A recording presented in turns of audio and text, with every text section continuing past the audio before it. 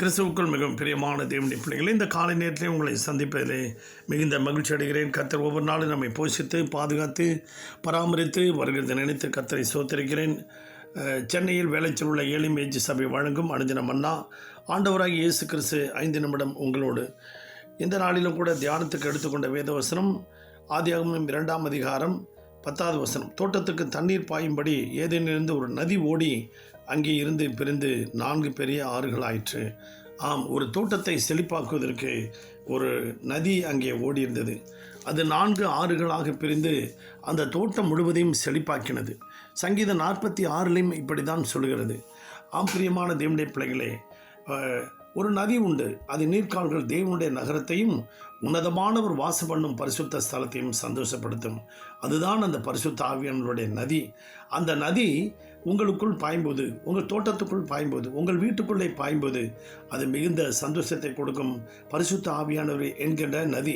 எசேக்கியேல் தீர்க்கதரிசியின் புத்தகம் 47ஆம் அதிகாரம் 1லிருந்து நான் பார்க்கும்போது 1லிருந்து 10வது வசனம் பார்க்கும்போது அங்கே ஒரு ஆலயத்திலிருந்து தண்ணீர் புறப்படுகிறது. அது பிறகு நதியாக மாறுகிறது. அந்த இடத்துக்கு எசேக்கியேலை ஆண்டவர் கூட்டிக் கொண்டு போய் முதலாவது அந்த தண்ணீர் ஓடுகிற இடத்துல அதை அளக்க சொல்கிறார். அது 1000 முழம் அளந்த பிறகு அது கணுக்கால் அளவு வருகிறது.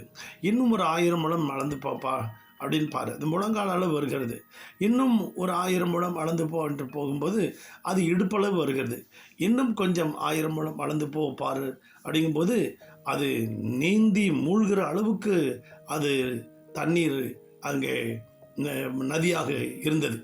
ஆம்பிரியமான தேவனுடைய பிள்ளைகளே, தன்னுடைய கால்கள் அதுவரைக்கும் நடந்து போன கால்கள் தண்ணீரிலே, அது கால் தரையிலே படாத அளவுக்கு நீந்தி போகிற நீச்சல் ஆழம் கொண்ட நதியாக மாறினது. அந்த நதி அருமையான தேவனுடைய பிள்ளைகளே, அது இரு கரை ஓரமும் பாய்ந்து போகும்போது பட்டுப்போன மரங்களெல்லாம் செழிப்பாக மாற்றினது. அது மாத்திரமல்ல, அந்த கடைசியாக போய் சேர்கிற இடம் அது ஒரு சவக்கடல். அந்த சவக்கடலில் போய் அந்த நதி விழுந்தபோது அங்கே இருந்த அந்த செத்துப்போன மீன்கள், செத்துப்போன உயிரினங்கள் எல்லாம் பிழைத்து கொண்டது.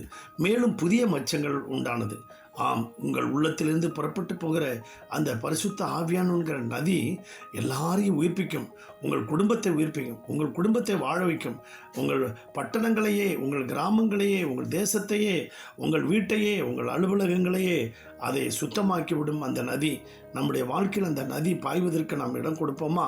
ஒரு ராஜாவுக்கு ஒரு மலை அடிவாரத்திலே ஒரு பெரிய தோட்டம் இருந்தது.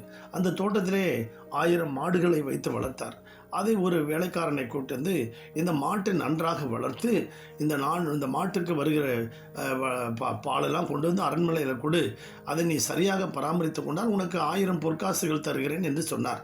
அவன் நாளடைவிலே வளர வளர அந்த 1000 பொற்காசுகளை வாங்கி கொண்டு அவனும் அவன் மனைவியும் ஜாலியாக இருக்க ஆரம்பித்து விட்டார்கள். மாடோ மிகவும் அது மெலிந்து போய்விட்டது. மாட்டை சரியாக குளிப்பாட்டவில்லை. மாடு புண்கள் வந்து அது மிகவும் மோசமான நிலைமையில் இருந்தது. பண்ணை முழுவதும் ஒரே சாணி நாற்றம். என்ன செய்கிறது என்று தெரியல. அருமையான தேவனுடைய ஒரு நாள் ராஜா அங்கே வந்தார். ஐயோ, அந்த தோட்டத்தை பார்த்த உடனே ராஜாவுக்கு கண்ணீர் வடிக்கிற சூழ்நிலை ஆயிடுச்சு. என்ன இப்படி பண்ணைய வச்சிருக்கிற? மாடு எல்லாம் மெலிஞ்சு போயிடுச்சு, மாடெல்லாம் புண்கள் வந்து கிடக்குது என்று சொல்லி அவனை ஒரு முறைச்சிட்டு போயிட்டார். நான் 10 நாளில் பண்ண சரியாகணும்னு சொல்லிட்டு போயிட்டார். என்ன செய்வேன் ஏது செய்வேன் எனக்கு தெரியாது அப்படின்னு சண்டை போட்டு போயிட்டார். உடனே அவனும் மனைவியும் பார்த்தாங்க. பக்கத்தில் ஒரு நதி ஓடிட்டு இருந்தது. அந்த நதியை என்ன செஞ்சாங்க, ஒரு 10 பேர் அழைச்சிட்டு வந்து அந்த நதியை குறுக்கே அணை கட்டி அந்த நதியை நேராக தோட்டத்துக்கு நேராக பாய வச்சாங்க. பாருங்கள், அடிச்சுக்கிட்டு வந்தது அந்த சாணம் எல்லாமே க்ளீன் பண்ணிட்டு போயிடுச்சு. மாட்டையும் நல்லா குளிப்பாக்கிடுச்சு. அடுத்த நாள் பார்த்தா அப்படியே நல்ல ஒரு அந்த ஆற்றுலேருந்து வந்த வண்டல் மண் அதில் புல் முளைக்க ஆரம்பித்தது. அடுத்த நாள் பார்க்கும்போது அந்த மாடெல்லாம் நன்றாக இருந்து அந்த புல்லை மேய்ஞ்சி மறுபடியும் பால் கொடுக்க ஆரம்பித்தது. ஆம்பிரியமான தேவனுடைய பிள்ளைகளே, அந்த நதி தோட்டத்தையே ஒரு மாற்றத்தையும் தோட்டத்தையே ஒரு மறுரூபம் ஆக்கிவிட்டது.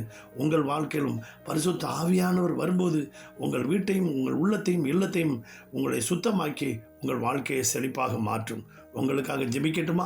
பரலோக பிதாவே, இந்த சத்தத்தை கேட்டுக்கொண்டிருக்க ஒவ்வொரு பிள்ளைகளுடைய வாழ்க்கையிலும் பரிசுத்த ஆவியானவருடைய நதி பாய்ந்து அவர்கள் குடும்பத்தில் அந்த துக்கமெல்லாம் சந்தோஷமாய் மாறட்டும். அவங்களுடைய வியாதி, கஷ்டம், வேதனை எல்லாவற்றிலிருந்து விடுதலை தாரும். பயத்திலிருந்து விடுதலை தாரும். நல்ல ஒரு சமாதானம் தாரும். நல்ல ஒரு பாதுகாப்பை கர்த்தர் கட்டளையிடும். ஒரு குறைவில்லாமல் இந்த நாளெல்லாம் நடத்தும். இயேசுவின் நாமத்தில் பிதாவே, ஆமென்.